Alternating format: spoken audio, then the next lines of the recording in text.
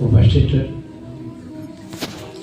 संतगण एवं अनुरागी माता बहनों भाइयों, ध्यान मूलम गुरुर्मूर्ति पूजा मूलम गुरुपरम मंत्र मूलम गुरुर्वाक्यम मोक्ष मूलम गुरु कृपा। अभी आप सभी जिज्ञासुजन हमारे पूज्य संत गुरुजनों के द्वारा जो आशीर्वचन और ज्ञान गंगा में स्नान किया और उससे तृप्त हो रहे हैं और होते ही रहेंगे।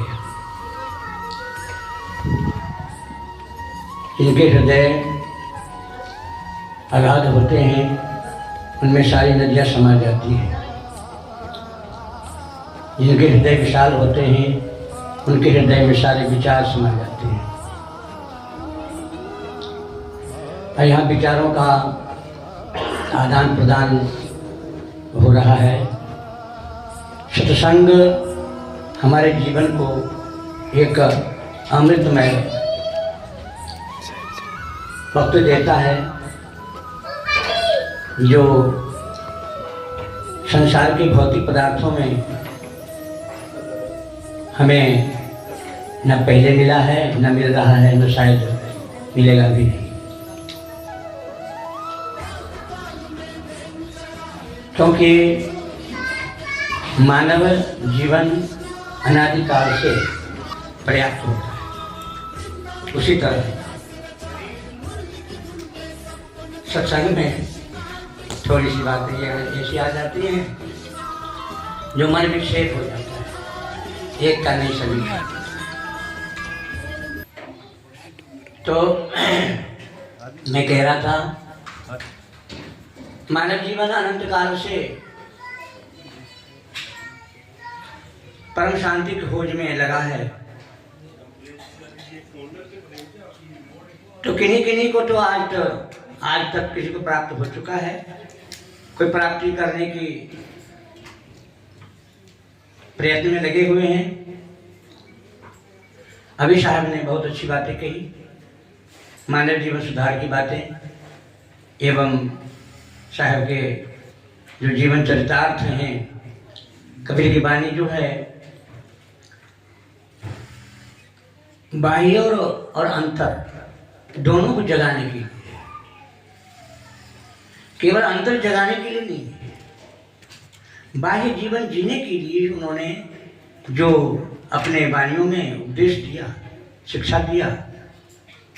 अगर मानव जीवन मनुष्य अगर उन बातों को अगर अपने जीवन में उतारता है, व्यावहारिक से लेकर आध्यात्मिक तक, तो जीवन यहीं पर, अभी साहब ने कहा ना,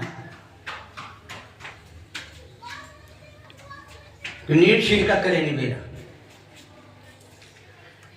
कहीं कभी सोई जन मेरा। जो अपने हृदय में सत्य असत्य निर्णय, जड़ चेतन, वाद विवाद, इन सब बारे जो बातें हैं, इन सब बातों को सुनिए सबकी, पर संतों ने कहा कि निवेदिए अपनी वाणी सबकी सुननी चाहिए। साहब ने भी सभी संप्रदायों को लिया, देखा, सुना, समझा, सभी समाजों में उन्होंने जीने की कोशिश की, जिया, और तभी वो अपनी वाणी को कठोर शब्दों में मानव जीवन के लिए उन्होंने जो कहा वो सत्य था, है और रहे। जो वाणी त्रिकाल सत्य होता है वही वाणी मानव जीवन के लिए कल्याण करता है। कभी जीवन काल में ठीक था, सत्य था, वर्तमान में सत्य नहीं है और आगे सत्य नहीं होगा। तो वो वाणी हमारे जीवन को कल्याण नहीं कर सकता।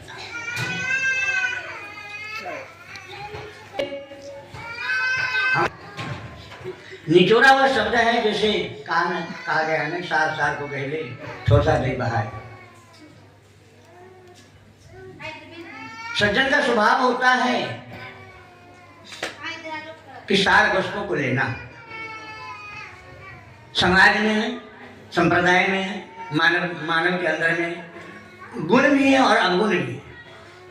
एक वृक्ष पर दो पक्षी बैठा है, आप सभी जानते हैं, एक सत्य है, एक असत्य है। दोनों विवाद अनादिकाल से होता है। इसलिए साहब ने कहा, संतों घर में झगड़ा भारी, रात दिन समझ वो टूटे लागे 5 डोटाएं किनारी, आदि आदि शब्दों में आगे बताया। उन विवादों को हमें शांत करना है तो अंदर में जाना ही तो पड़ेगा, और अंदर जाने के लिए हमें कुछ प्रयत्न भी करना पड़ेगा। और प्रयत्न कभी होता है जब हमें संतों की संगति मिलती है। संत, सदगुरु, पश्चात राम, 3 आधार है माता। पहले संत हैं, इसके बाद कबीर संत से ही संत बतावे गुरु, गुरु बतावे संत। दोनों में अन्य के लोग दीवाने हो गए, जैसे वस्त्र और शरीर का, क्योंकि इनको दीवाना। वस्त्र के बिना मानव के शरीर की शोभा नहीं होती है। और शरीर की शोभा वस्त्र से, वस्त्र की शोभा शरीर से होती है। तद्वत ही उसी तरह ऐसी बात है। इसलिए हमें जब तक साधन के लिए, मानव जीवन कल्याण के लिए, अपने आप को आत्म शांति के लिए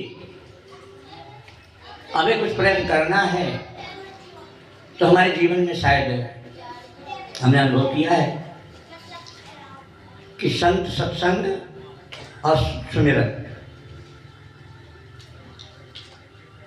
अगर संत, सत्संग और सुमिरन नहीं है तो मैं समझता हूँ शायद ये क्रियाएं जो है हमारी बाई में, वो सब निष्फल हो जाती है।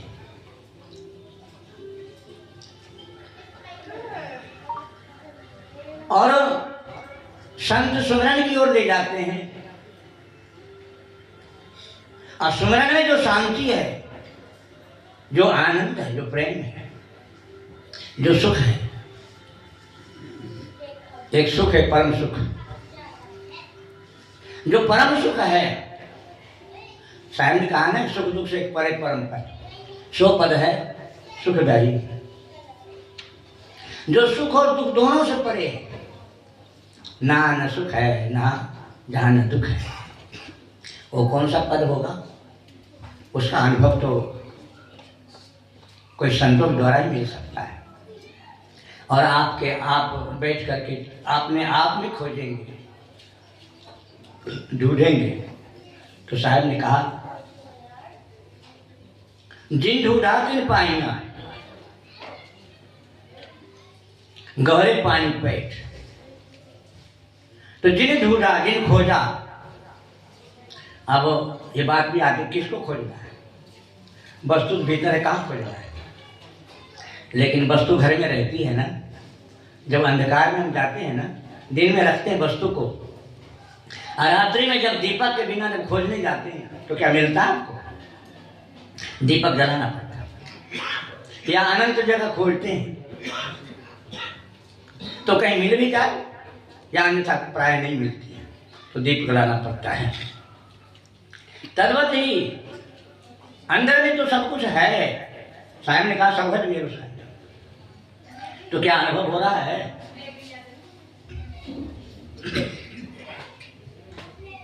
क्या अनुभव हो रहा है? बातों में न जा करके हमें अंदर उतरना है, भीतर जाना है।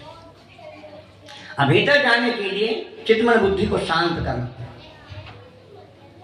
और जब तक ये शांत नहीं होता है, निर्मल नहीं होता, अभी निर्मलता की बात सारी बहुत सारी की, तो निर्मल कब होगा? वस्त्र में जब वस्त्र की जब धुलाई होती है तो साफ होता है, तो वस्त्र की धुलाई तो बाहर से होता है, लेकिन मन की धुलाई कैसे होती है? चित्त मन बुद्धि की सुलाई कैसे हो? उसके लिए यही साधन है जो साहब कह रहे हैं, संत से आपने सुना। ये साधन है, लेकिन ये साधनों के द्वारा केवल सुनने से नहीं हो कि हमने सुन लिया, सत्संग दिन भर सुन लिया, 10 घंटा सुन लिया, 5 घंटा सुन लिया। सुनी समुझाई जन मुदित मन मज्जहि अति अनुराग, गोस्वामी जी का। अब सुनो और समझो, केवल सुनने से नहीं हो कि सुना दिन भर सुना, इससे क्या फायदा? उसको समझा नहीं, और समझने के बाद उसका चिंतन मनन न किया तो सारे सुनना बेकार है। थोड़ा ही सुनो, विचार जाए देखो। ये नहीं कि दिन भर सुनता रहा और घर में गया तो बस भूल गया सारी बात। ऐसी बातों में कोई लाभ नहीं हुआ। तो अंततः में उतरने के लिए हमें सदगुरु की जो वाणियां हैं, जो अंदर की ओर ले जाता है, जो अनादि काल से हम परेशान हैं, हम चिंतन मन चिंता में हम व्याकुल रहते हैं, और सभी का जीवन ऐसा ही बीत रहा कपड़ा पाया। जो इस मार्ग में नहीं आए हैं उनका जीवन ऐसा बीत रहा है, लेकिन जिन्होंने इस मार्ग में प्रवेश किया उनका जीवन आज भी देखने में तो आपके जैसे हमारे जैसे भी लगेगी, लेकिन वो कितने गहराई में है वो तो वही जाने। जो जल पीता है ना तो प्यास की जो तृप्ति है उसी व्यक्ति को लगता है। जो खाता है भूख उसी को मिलती है, दूसरे व्यक्ति को देखने से भूख और प्यास मिलती है। हम संतों को देखते हैं, सत्संग सुनते हैं, मंदिरों में जाते हैं, ठीक है जाना चाहिए, मैं मना नहीं करता, मंदिर में जाओ, वहां भी एक आस्था का केंद्र है जहां पर जाने के बाद जब हम मंदिर में बैठते हैं, अब ये मंदिर भी बात है, मंदिर अब दोनों मंदिर बात न कर गए, हम बाइक मंदिर बात करते हैं। अरे बच्चों का शांत करो भाई, नाटक कर रखा। जब हम बैठते हैं तो घर की चिंताएं, अन्य प्रकार के जो विकार है, कम से कम उस समय हमारा विकार छूट जाता है। हम उसमें बुरे विचार में नहीं जीते। मंदिर में बैठकर कोई बुरा विचार नहीं सोचता है, कोई संतों के पास बैठकर बुरा विचार नहीं सोचता है। लाभ तो है, बैठने से लाभ है, ऐसा नहीं कि लाभ नहीं। वही बात आप घर में बैठिए तो आपको लाभ नहीं मिलता। क्यों? ये अशांत क्षेत्र है, ये अशांत क्षेत्र है और शांति क्षेत्र है। तो शांति क्षेत्र में ही शांति मिलेगी। जहां जल है वहीं प्यास बुझेगी, जहां अग्नि है वहीं तो आपको शीतपन का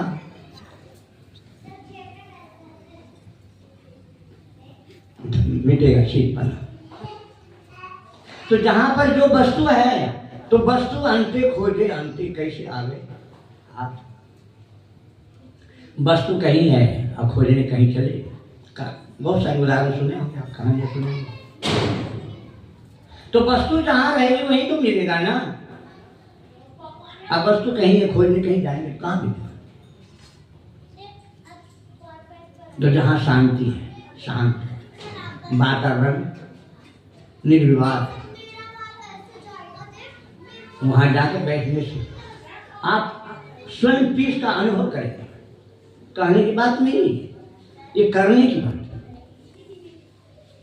जब आपके घर में शांति, जब एकांत होता है और आप जब बैठते हैं ध्यान मग्न अवस्था में, तो आपको क्या पीस मिलता होगा, क्या शांति मिलती होगी, आप ही जानते हैं। अनुभव आप ही कर सकते हैं, घर के व्यक्ति को नहीं होगा। जो करेगा उसी को मिले, दूसरे भक्त को नहीं मिल सकते। इसलिए इस काल में, इस समय में, वर्तमान में, विचार का वर्तमान में जियो, बात सत्य, बिल्कुल 100% सत्य। भूत भविष्य, भूत और भूत जो बीत गया वो तो बात गई, भविष्य में आएगा उसे कोई देखा नहीं है, क्योंकि किताब के पन्ने जो होते हैं ना, हजार सैकड़ों होते हैं, एक एक पन्ना में एक एक विषय अलग अलग होता है। सारे किताब में, सभी पन्नों में एक ही सब्जेक्ट नहीं होता, एक ही बातें नहीं होती, एक एक पन्ना में एक एक। आपका दिवस एक दिन बीतता है तो जो कल बीता आज नहीं बीतेगा, आज बीता कल नहीं बीतेगा, और जो कल बीतेगा वो परसों नहीं बीतेगा। कुछ न कुछ नई घटनाएं रोज जीवन में घटेगी। तो हमारा जीवन, हमारा एक एक दिन, एक एक पल एक किताब के पन्ने की तरह है, जिसमें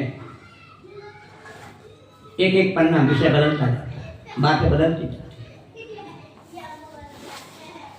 तो अब हम वर्तमान में जिए, क्योंकि भूत जो हुआ, अब भविष्य जो होगा,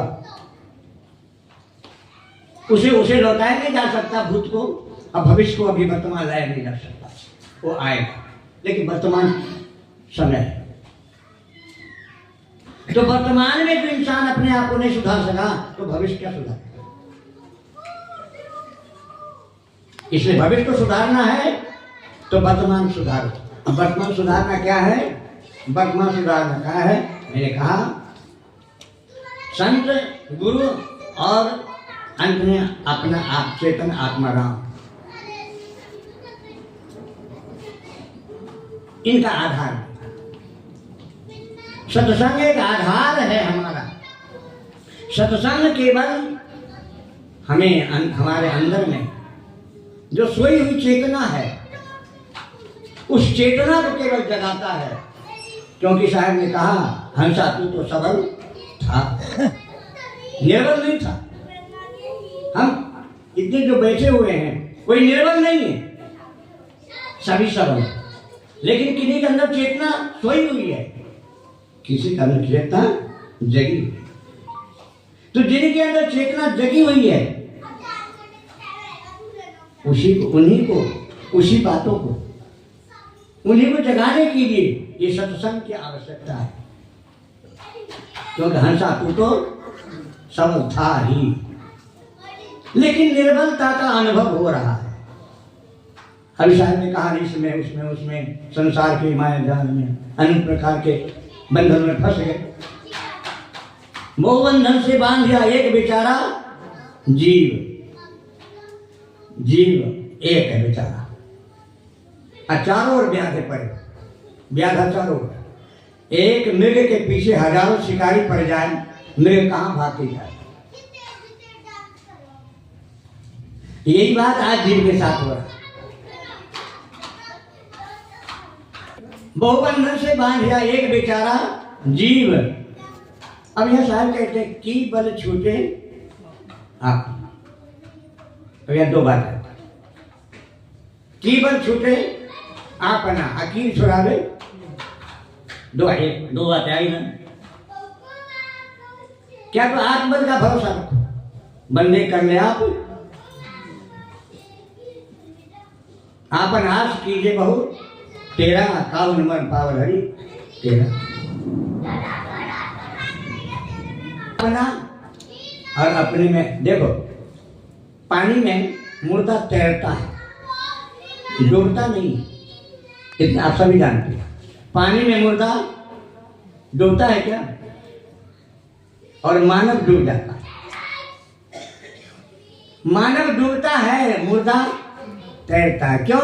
उसके अंदर क्या है? क्यों तैरता है? मानव क्यों डूब जाता है? इसलिए इसके अंदर में अनंत प्रकार के विचार है, खोटा खराब विचार है, संसार में जी रहा है, इसलिए डूब रहा है। और सारे विचारों को छोड़ दिया मुर्दा। यानी मरना सबके मरे न जाने कोई, ऐसा हो तो कोई ना मरा जो फिर से मरना ना हो। तो मुर्दा मर गया है, अपने आप को आपा को त्याग कर चुका है, इसलिए वो तैरता है। और मानव के मन में अनंत प्रकार की वासनाएं जमी है, इसलिए वो डूब जाता है। पानी में इंसान डूब जाएगा, मुर्दा नहीं डूबता है, वो तैरता चल जाता है।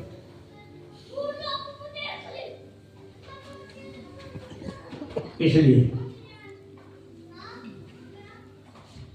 केवल छूटे अपना, तो अपने बल से कैसे छूटेंगे? जब गुरु के आदेश को मानेंगे, गुरु के बताए निर्देश मार्ग को चलेंगे तभी। क्या तो आत्मबोध हो, तो आत्मबोध भी किसी को तो पूर्व से ही होता, संस्कार के साथ होता है। अब किसी को देखो, एजुकेशन एंड इंजेक्शन दोनों में ये है ना, एजुकेशन प्लस इंजेक्शन। एजुकेशन इसके द्वारा देगा, किसके द्वारा? कान के द्वारा। और इंजेक्शन कैसे दिया जाता है? इंजेक्शन कैसे दिया जाता है मतलब मालूम है सब? नसों में मांस दी जाती है।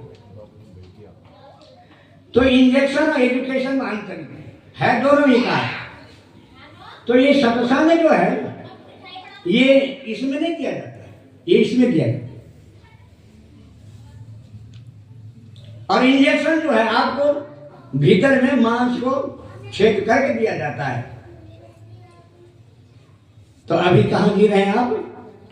इंजेक्शन में जी रहे हैं या एजुकेशन में जी रहे हैं? अभी एजुकेशन में जी रहे हैं, शिक्षा में जी रहे हैं। तो साहब कहते हैं की बल छूटे आप में। अगर अपने में आत्मबल नहीं है, बोध नहीं हो रहा है, कहीं से निर्देश नहीं मिल रहा है, तो चेतना नहीं देगी। तो आप किसी गुरु के पास जाओ, लेकिन गुरु भी कैसा होना चाहिए? गुरु सोई जो भरम निवारे, गुरु सोई जो भरम निवारे। बहुत गुरु है असजग माही, हरे शिष्य धन शोक को नहीं। जो आपके चित्त में, आपके अंतर्वृत्ति को, अंतर चेतना को जगाने में सक्षम हो, जो जगा सके और आपको आत्मानुभव करा सके और होता हो, जिनके पास बैठने के बाद आपको चित्त में शांति आती है और ऐसा लगता हो कि मैंने इनके पास जो बैठा, हमें जो सुख मिला, जो आनंद मिला, वो शायद संसार में न मिला था, तो समझ लेना कि संत हैं ये। और जिनके पास बैठने के बाद आपकी चित्तवृत्ति भ्रमित होने लगता है, चित्तवृत्ति में अन्य प्रकार की संसार की बातें आ जाए, तो समझना हम संत के पास अभी नहीं बैठे हैं, किसी ऐसे व्यक्ति के पास बैठे। यही संतत्व लक्षण।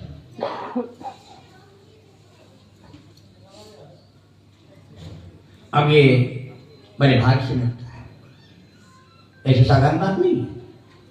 कहा नहीं, शैले शैले न मानिक मुक्ति कम न देते, साधु नहीं सर्वत्र चंदनम न बने, साधु चले जमात आदि आदि सब सब। तो ऐसे संत तलाश, खोजी हो तो मिल जाऊं, साहब ने कहा खोजी हो तो मिल जाऊं। अगर खोजी होंगे तब तो मिलेंगे। सागर में मोती खोजता है, अगर डूबने से डरेगा तो मोती ना मिलेगा। जो गौरा डूबन डरा रहा किनारे बैठ, तो जो संतों के बीच जाके, सत्संग में बीच में जा करके, बहुत से ऐसे महापुरुष हुए हैं जिन्होंने 20-25 साल तक गुरु की तलाश की, गुरु की तलाश किया, और तब 20-25-50 वर्ष के बाद उनके सदगुरु मिले। आप अपने संप्रदाय में देखिए कितने संत हैं। संत गोपाल साहब जीवन भर शास्त्रार्थ करते रहे, संसार में घूम घूम करके सारे संसार के पंडितों को जीत लिया, लेकिन शांति नहीं मिला। कहाँ आकर के आत्मबोध कहाँ मिला? हमारे साहेब सदगुरु के पास।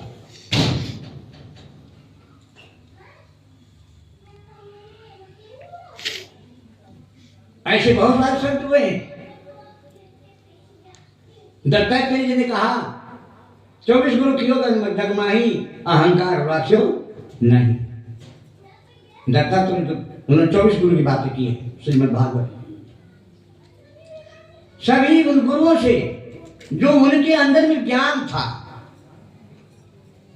जो हीरा था, जो मोती था, जो पारक था, उन पारक को लिया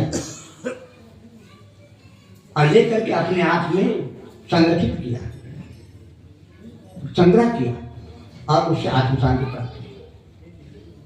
तो केवल छूटे अपना बल तभी होगा जब क्या तो पूर्व की चेतना जगी हो, संस्कार हो हमारी। कि पहले प्रारब्ध बना, पीछे बना शरीर।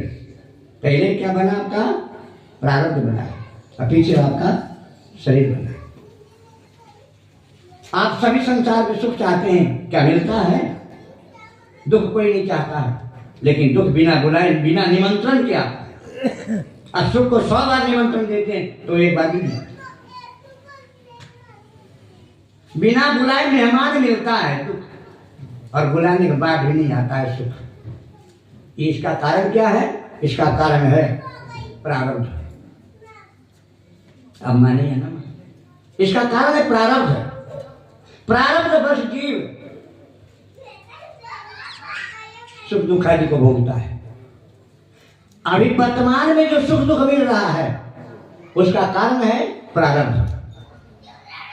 और अभी वर्तमान में जो हम कर्म कर रहे हैं वो आगे प्रारब्ध बन रहा है। तो आप सभी जानते हैं कि संचित, क्रियमान और प्रारब्ध 3 प्रकार कर्म होते हैं। और 3 प्रकार के कर्मों में अभी वर्तमान मुझे प्रारब्ध भोगा रहा है। और अभी जो हम क्रिया कर्म करते हैं, सत्संग, भजन, योग, जब तक तब साधन, भजन जो भी करते हैं, वो हमारा संचित होता है। और संचित हो करके वो आगे बढ़ता है। क्योंकि आप इसका आपन कर्मन में तो आप सभी जानते हैं, जैसा पानी भजन है, आपन कर्मन में तो जाई कर्म लिखा मिटे ना कबहू, चाहे जो जो कोटि सिराई। आप आगे उदाहरण दे, गुरु वशिष्ठ से मिलिया, आगे बहुत सारे उदाहरण देते। वो क्या था कारण? राम को क्यों दुख मिला?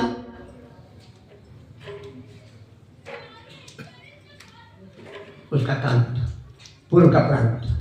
आगे कहानी की आवश्यकता है, सभी जानते हैं। तो पूर्व का प्रारब्ध काम किया या नहीं किया? राम को वनवास में हाथ करके क्या क्या दुनिया में बातें। पार्वती को बांधने कई ईश्वर ने कई भिखारी, कहीं कभी कर्ता की बातें, कर्म की बात न्यारी। आ गई बात, कर्म की बात न्यारी। इसलिए अभी वर्तमान में जो सुख दुख मिल रहा है उसमें आप सुखी दुखी मत हो। ये हमारा ज्ञान। हमें जो कुछ मिल रहा है वो मिलेगा। क्यों? कि जब तक कर्मों का क्षय नहीं होगा, प्रारब्ध का क्षय नहीं होगा, तब तक प्रारब्ध मिट नहीं सकता है।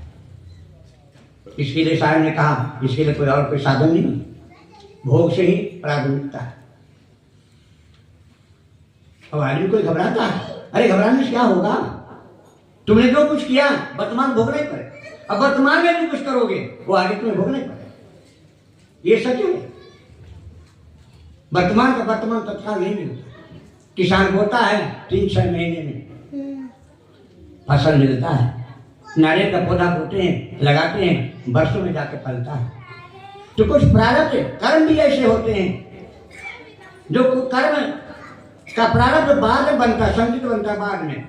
कुछ कर्म ऐसे तत्काल मिल जाता है, कुछ समय के बाद मिलता है, और कुछ तत्काल मिलता भी नहीं। ये दर्शन में आया है, योग दर्शन में, कि संतगण, भक्तगण जो जीवन भर तपस्या करते हैं, भजन करते हैं, सत्संग करते हैं, माता पिता की सेवा करते हैं, गुरुजन की सेवा करते हैं, योग जब तक साधन भजन करते, भंडारा करते हैं, अच्छे अच्छे कर्म करते हैं, लेकिन जीवन भर दुखी ही तो रहते हैं, सुखी नहीं हो। नारद ने पूछा, कहाँ है शास्त्र? तो कृष्ण ने कहा, देखो नारद बात वैसी नहीं कर्म निष्फल नहीं जाता है। नाव को छेड़ने में छेड़ैया है, इनकी सहारा जब तक नहीं मिलता है तब तक नाव जो बैठता है नाव पर वो स्वयं नहीं खेलता है, खेलने वाला कोई दूसरा व्यक्ति होता है और वही पार लगाता है। अगर खेलने वाला कोई बावला हो तो नाव को कहीं घाट में ले चल जाएगा, घाट से को घाट में ले जा सकता है। तो खेलने वाला भी नाविक योग्य होना चाहिए। योग्य मतलब आप समझ जाओ, ऐसे संत सदगुरु शरण में जाएं जिनके ज्ञान उपदेश से आपको शांति मिले, सुख मिले, आनंद मिले और आगे जीवन जीने का रास्ता कि हमें किस तरह जीना है। उसके लिए सत्संग एक माध्यम है। मेरा उतना स्वास्थ्य ठीक नहीं है, मैं ज़्यादा कह नहीं सकता हूँ। मैं अपनी वाणी को यहीं पर विराम देता हूँ। प्रेम से बोले श्री गुरु महाराज की जय, श्री सद्गुरु कबीर साहेब की जय।